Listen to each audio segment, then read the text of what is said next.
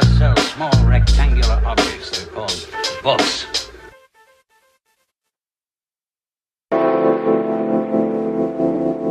Welcome to episode 58. 58. Of Unlocking Great Books. How are you, Sean? I'm great, Carl. You know I love a good science book. So you're going to love this I'm one. excited What are we about doing? this What are we one. doing this episode? So today we've got Hidden Figures. Yep. And, it was a massive book, wasn't it? 2016 book. Yep. Number 2 on the New York Times bestselling list in 2017. Right. Okay. Yeah. Which is good for a non-fiction book. Yeah. Well, that doesn't happen that way often, does it? Yeah. So this is going to be a great episode. We're going to talk about racism and sexism. We're going to talk about the evolution of NASA. Mm-hmm. Margot Lee Shetterly's link to this, like as a book. Yeah, and the project that she set up as a result of that. We're going to talk about the space race. We're going to talk about John Glenn and John Glenn not being the first man to orbit the Earth. Yeah, that's right. We're going to talk about the maths that was needed to get him up and get him back. Yeah, and that's that's really the heart of this book is if you don't walk away from this book going, oh my God, maths is pretty interesting. You can do some crazy stuff Says with the it. engineer in the room, right? Yeah, but you just wish that kids can hear more of this stuff because this is what you can do. As you're sitting there in maths at school and going, oh, really? Yeah. Like, what's this for? And then you go, okay. But I feel that way about poetry, right? Like if where we teach poetry kind of ruins the fact I agree. of what you can do with it. Agree. As someone who got turned off by bad English teachers. This is the man who just wrote a great poem, by the way. Yeah. So, but anyway, we've got a doozy of a book here. We dive into all sorts of stuff. I mean, this has got layers upon layers and upon layers of history. And this is a great episode because I think is this the first time we've really disagreed about the merits of a book? Well, we definitely have a bit of that. Okay. So, we're coming at it from different ways, I think. And okay. Yeah, well, let's launch. Okay. Yes. Let's launch into it. That's very good. Oh, very good, Sean. All righty. Books. I need my books.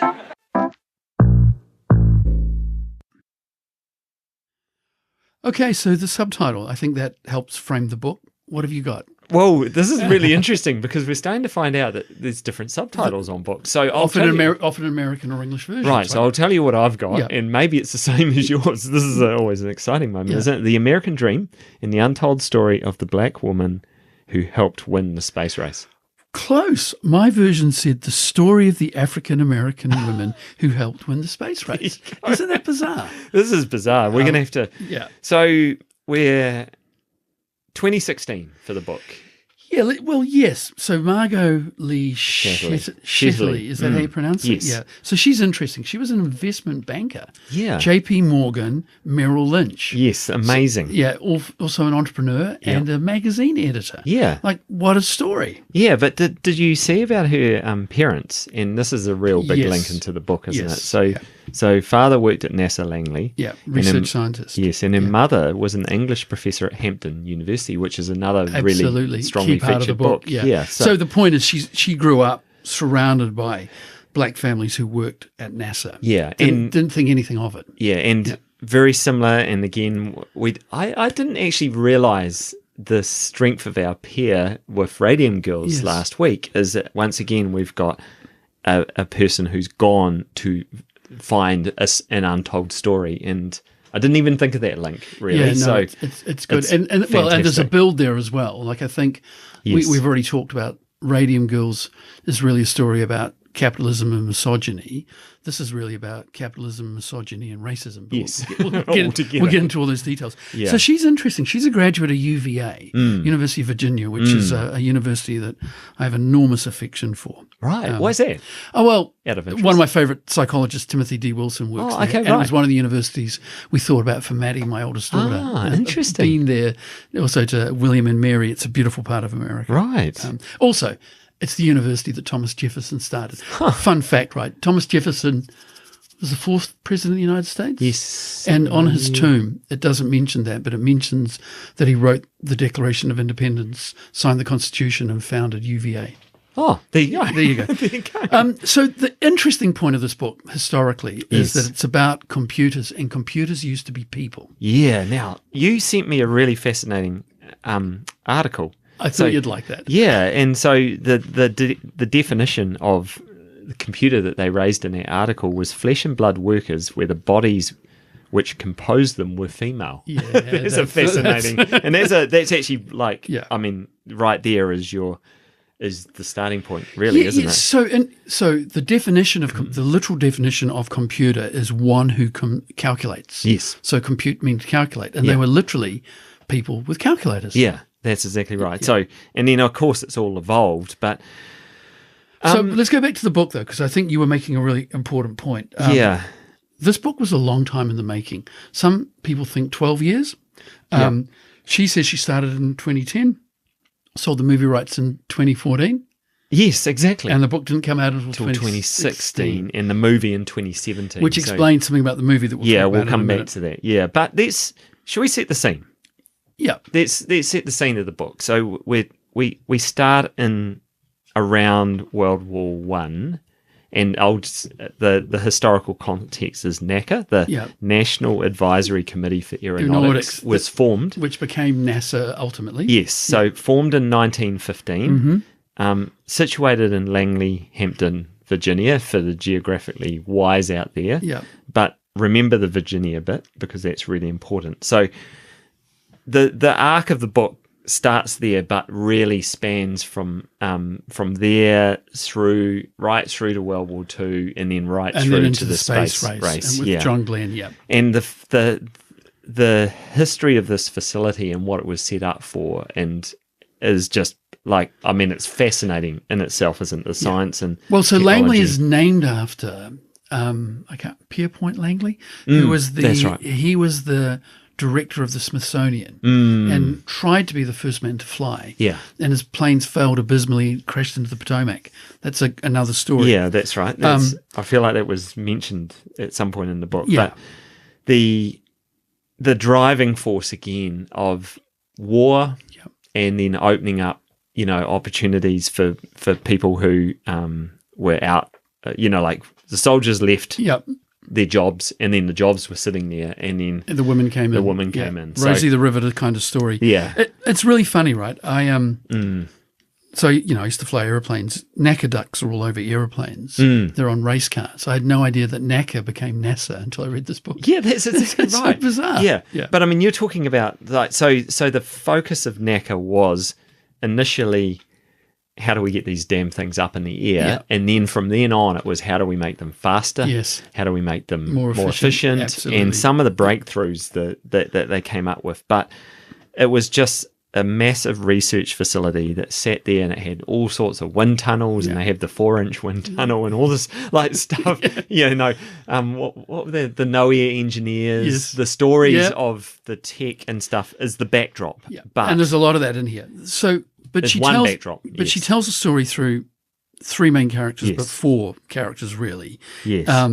And she makes the point afterwards, if you read about what she says, that there are hundreds of women like this. Yes. So she chose 4.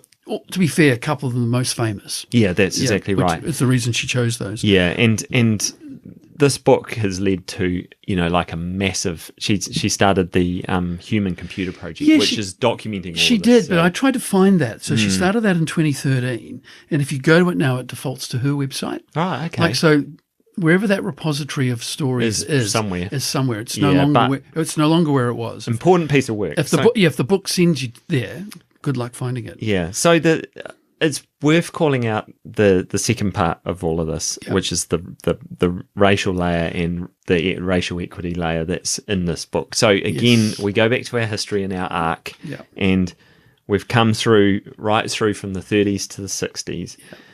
But there's this concept introduced in the book, fascinating concept that I'd never heard of, called the double V. Yes. And this is where, some of the black leaders at that time were saying, hey guys, we've got a real opportunity here. This war thing is a really big opportunity for us, not only through what we mentioned about opening up opportunities in work, but also, to serve and to serve the country, and to kind of show everyone, hey, we can. And so the double V being victory abroad and victory at home. Yeah, which is a really powerful. Well, the third V, which isn't in the book, of course, is Virginia. So Virginia's really interesting because, Virginia's right across the Potomac from Washington, D.C.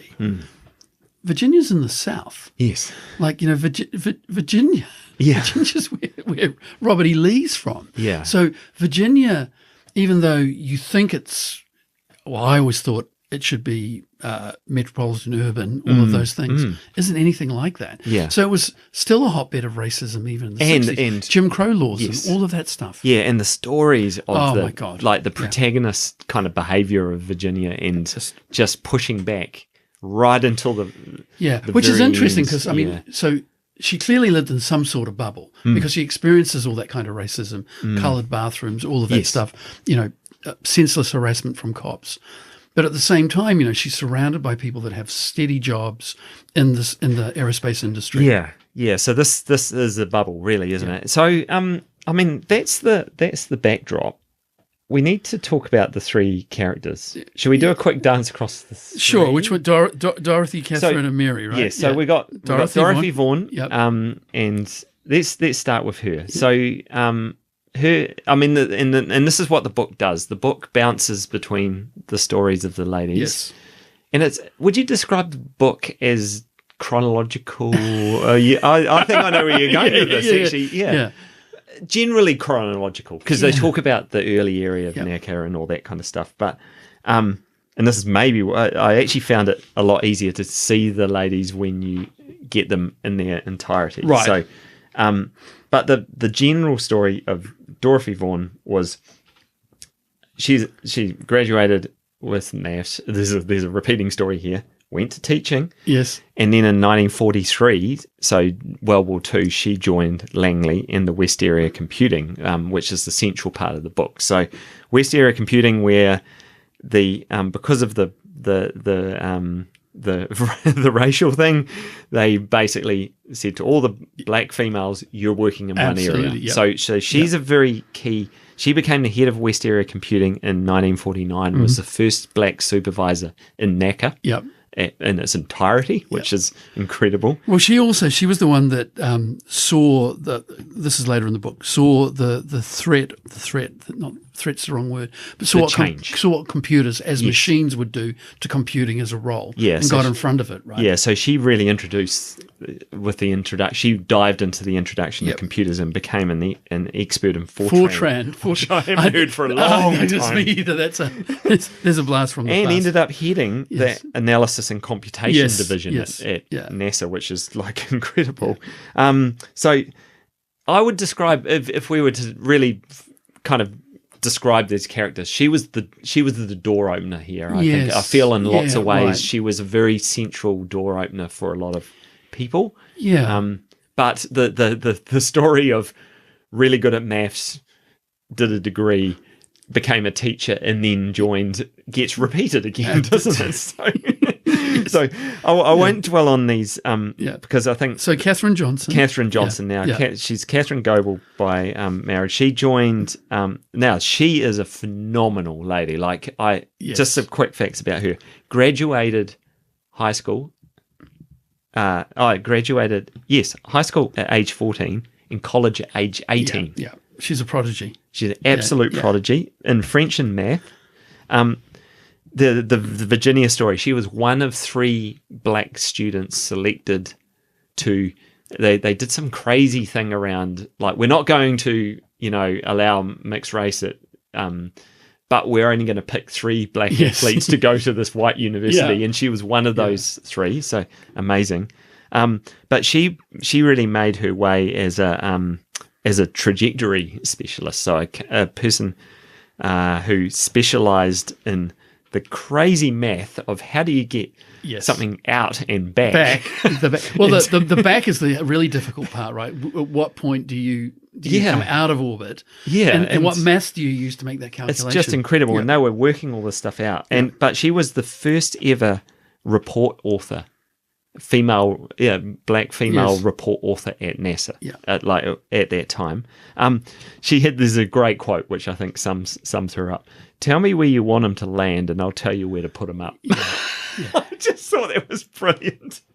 But amazing. So third lady. Yeah. Well, so I think Catherine's really what the book pivots around. But go on, let's talk about Mary. She's probably the most famous now because of John Glenn. And things like that. So third lady, Mary Jackson. She was again, college, maths and physical science. Yeah. Joined in 1951, and then very quickly moved from the West Area Computing, where she was there for a little while, but went in with the engineers. That's the bit that I really like. Yeah, amazing. And she ended up completing her training as an engineer at night, became the first black female engineer in 1958. She had to petition to get to the night school. I know. To petition. But because it was an all-white high school. Yeah, and there's a great story in the book where she was like obviously being African American, she was not allowed to go to that school and to study what she wanted to study for a long time. Yeah. And then when she gets in there, she's like, "So we've been locked out of this place as a dump. Why have we been locked out of this? It doesn't make any sense. What's special about this place?" Yeah. But she went on to work in a lot of areas, but really aerodynamics and things like that. Yeah. And just incredible. Became and very big. Another fan. She was 30 years as a Girl Scout leader. Oh wow! I didn't know that. And she received the highest title in NASA in 1979, and then demoted herself to take a role in Equal Opportunities, which is where her heart lies. Right. So one of them got a medal from Obama. Was that Katherine Johnson? Johnson? Three of them did, actually. So they all, I think it looks like around the same time, the Congressional Medal. There were a couple other medals that so their acknowledgement was very late 2010s, when a lot of this came out, obviously off the back of this book. Couple of Mary Jackson quotes. There's a great story about how amazing she was as a mother. She had a young family, and her son was there's a great story about the box cart racing, isn't it? Yeah. So he became like the first ever black kid to win. Well, imagine having those people helping design it for you. Yeah. But his son Levi Jackson Jr. At that age, when he got interviewed when he won the kart race, "I want to be an engineer like my mother," which is pretty powerful. Yeah. And she also had this great quote that once a barrier was broken, it didn't need to be broken again. So she was always looking for the next barrier to break. And I mean, three just incredible. Like the book just, again, you're just like, wow. Well, wow. Christine Darden also gets a mention. Yes. She's the fourth one, but much later and doesn't really link to them. Yeah, yeah. But then there's other, there's just a long list, obviously. The reason this book's great is if you think about the common story of the American space program. Yes. It sounds like that story is the astronauts as heroes, and then NASA as, fighting off the Russians, and all of it done by the whitest guys in the world wearing white shirts and black ties. That's right. With pocket protectors. That's the view, right? Yeah. And the point is, not true. Not 100% not true. Forget the fact that the space program was run by Germans and Jews that they'd come out of, that they'd taken out of the war. But how much of that is also what we've seen? Like we're talking about. They describe, and this is again the history part of this book is, pretty powerful for that reason. Yeah. The NASA colliding, the space thing colliding with the dawn of television. Yes. And them trying to present an image and all that. So, like the control room and the flash thing. Yep, all of that. But full of men. Again, the control room, 100% full of men and with pocket protectors. And so, of course, everyone's got this stuff ingrained in their head that this is what was really going on. No one's allowed in there if you're not a man, actually. That's exactly right. About the stories where she gets excluded from rooms because we've never had a woman there before. No, what do you want to come into this meeting for? It's like, well, because I want to understand it. So the book's works at that sociological level. Come back to that in a minute. But at the individual level, it's about their perseverance. Yeah. And that's why it's so inspirational. Totally. Yeah. So little diversion. I was, in rereading this book again, I was reflecting on the leadership piece here and picking up the little bits and pieces that were coming here. So we saw, through the stories of the three women, there's hundreds more, and I imagine the stories are fairly similar. Yeah. Leadership through action, how you react, hold yourself, behave, dress. They knew that stuff, as much as it rubbed them the wrong way, and it made them a little bit. They knew they had to play that game. You know, they use that line, and this is this. You know, the fight for equity at a bigger level in America was obviously playing out, but these women were at the forefront of leading that. The when to fight and when to concede kind of piece. Yeah. But ultimately, what won through in a lot of cases, and particularly Katherine Johnson, because I mean she is a prodigy. Like she, you know, they were recognised for their talents. Yes, and but you know, one of the weaknesses. I think Yes. there's lots of weaknesses in this book. Okay. I think it's a groundbreaking piece of work. Yeah. I think it's an important piece of history. I'm really glad this book exists. But these women are like superheroes. You know, like you just said before, right? 100%. Like it's a hell of a lot easier to recognise the dignity and contribution of a black woman when she happens to be the smartest person in the room. Yeah. Like, you know, when she is smarter than all of those white breed engineers, that's one thing. But how do you then recognise the dignity of all African American women? no, that's exactly right. So that's the bit for me that is problematic. These women get to do all of those things, but they do that because they're almost like superheroes. Yeah. And that, so I have a problem with that. Okay, that's good. I didn't like this book anywhere near as much as you did as a book. Okay. As a piece of history, I loved it. I thought it was repetitive. Mm-hmm. I thought there were so many details. I thought at times it read like a textbook, which is both a criticism but also an acknowledgement of what the project was, isn't it? So I many suppose, details, isn't it? right? Yeah. It was unbelievable. Yeah. Clearly there's this painstaking research in this, and it became a bestseller on the New York Times. But I look, it does a great job of revealing the dignity of these brilliant women, but it's not a very good book. Okay. All So right. push back, because you clearly liked it more than I did. Yeah, I think I see where you're going with it, because I do wonder, and I think we were just discussing this earlier. The way it's pieced together is hard. I mean, the stuff I just mentioned around leadership, I didn't think about that the first time I read this book. Right. And I think therein lies your problem, that you're probably getting at, is that if you tell the story chronologically, you get like you just said, you get the story of the lives of three superheroes. Yeah. You know. But it doesn't maybe do justice to the bigger picture. I don't know. It's a hard one. That's where it's I'm a going hard with one. that too. Yeah. That's a good point. I think that's where I'm going. It's easy for you to read this book and think that these women, by being amazing, kicked open these doors and changed the world for black women. Right? What you're not seeing at the same time is the whole civil rights movement in America, where you know people are rioting. Yes. You know, there are mass riots. The police are turning fire hoses and parks. Exactly. All of that stuff going on. Yeah, which is shifting the narrative as well. Like, these women are part of that, but it's not as if they were driving the kind of policy change in Virginia. Yeah, and I actually think there's maybe an untold story of and this is what I started to get when I thought about it again, is the interaction between them and the way they were taking the bigger movement into the way they... But I even think it lacks a narrative thread between the three women, particularly the four women. Yes. Like, yeah.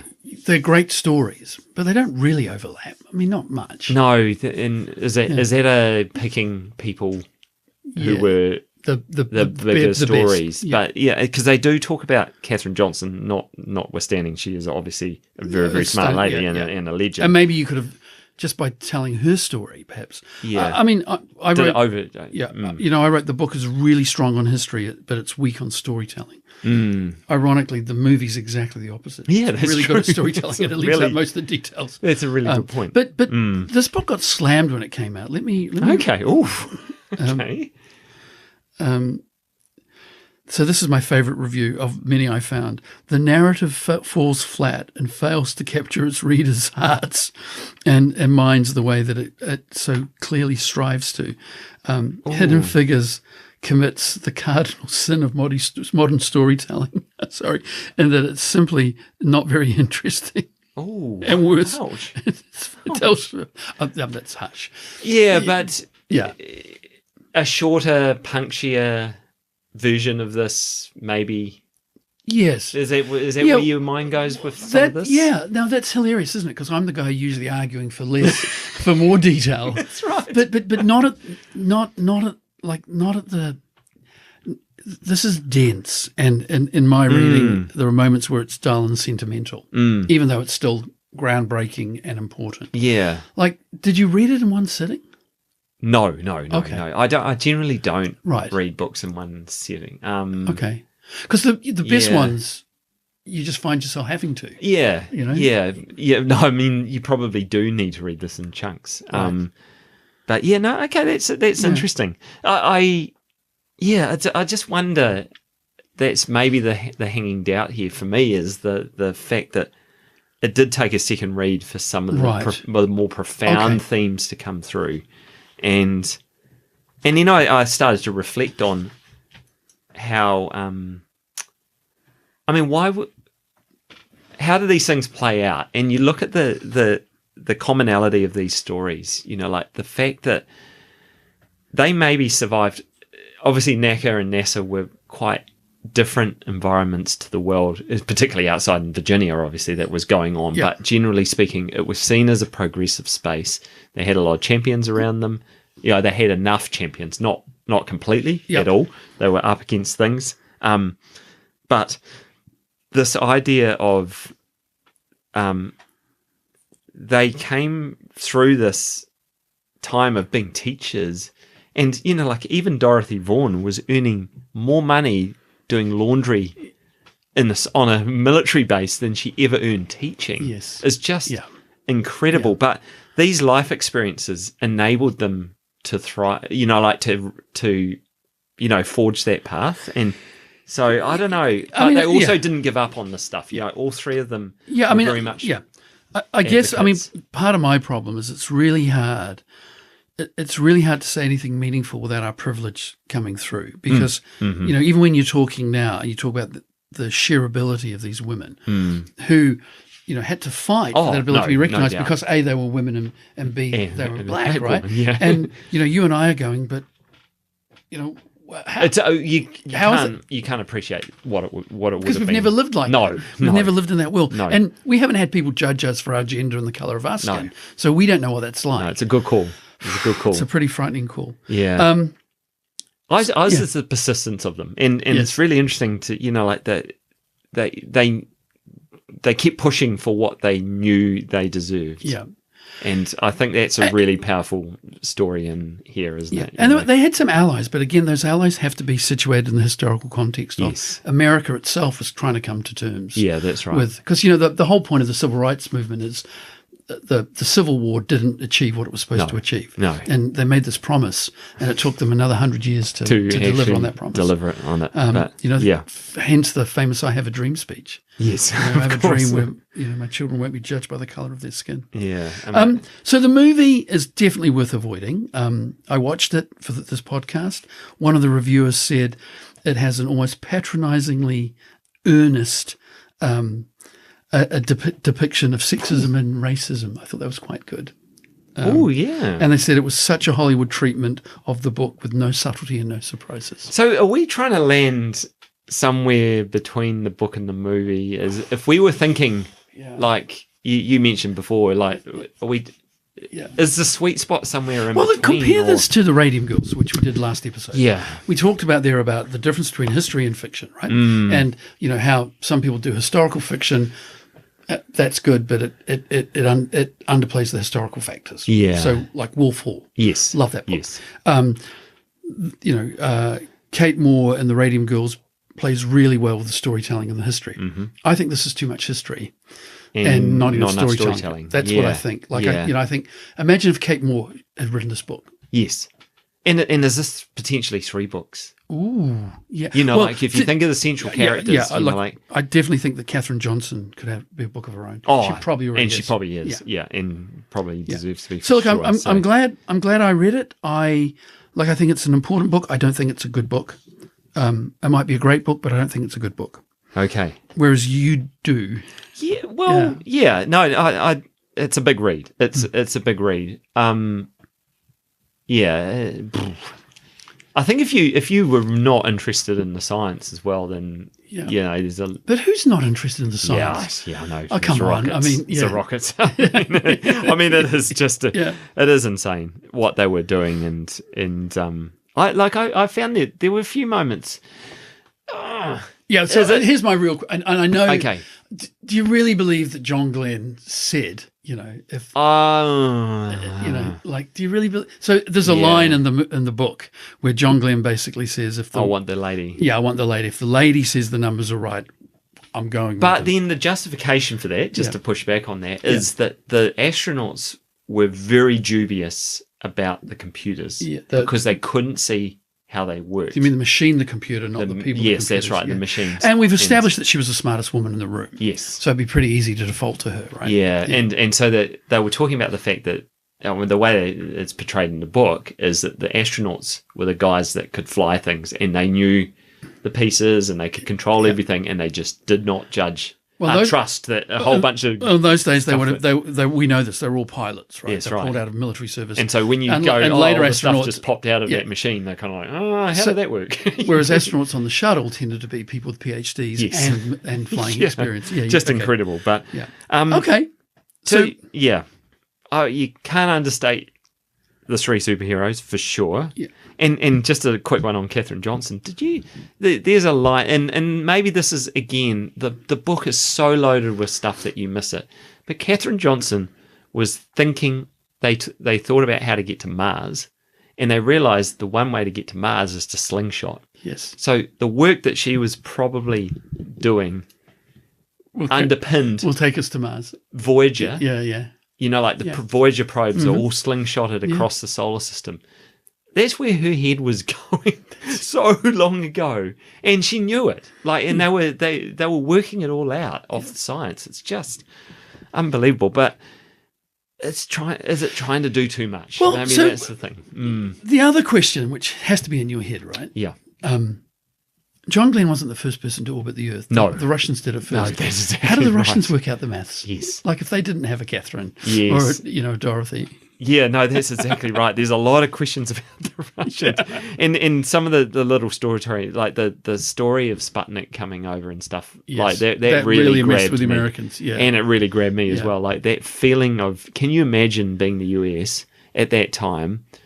You know, we're talking about the proliferation of missiles. Yes, exactly. If nuclear. they can carry a satellite, they can carry a bomb. There's an object that comes across every few, 15 hours across your city, and you look up and you see this thing, and you must be going, we're in the psyche. It's incredible. But okay. Oh, one last interesting fact. So Mary Jackson has a school in Utah named after her. Oh wow, that's cool. Okay, so Jackson High School, I think, Jackson School in Utah, was renamed in 2018. It was originally named after Jackson, the president. Oh, who has a very, very checkered history. Yes. Well, so Jackson was the one after Lincoln, and he was the one that basically did the Great Compromise. Yes, which was we've just fought a civil war. We can't be bothered. No one's got any energy to enforce slavery. Yeah, exactly. But anyway, so they renamed the school. They said, we're not going to name it after Andrew Jackson anymore. We're going to call it after Mary Jackson. How cool is that? So I'm glad, sitting here now and seeing the way that these amazing ladies have been acknowledged is great. But back to the book, you're not there. Yeah. No, I think it's I think it's an important book. Important book. Yep. I'm glad I read it. I learned a lot. I just wish it was an easier read. Yeah. Says the guy who plowed through Thorstein Veblen. So I'm glad you finished it, Carl. I'll give you that. All right. Cheers. All right. Cheers.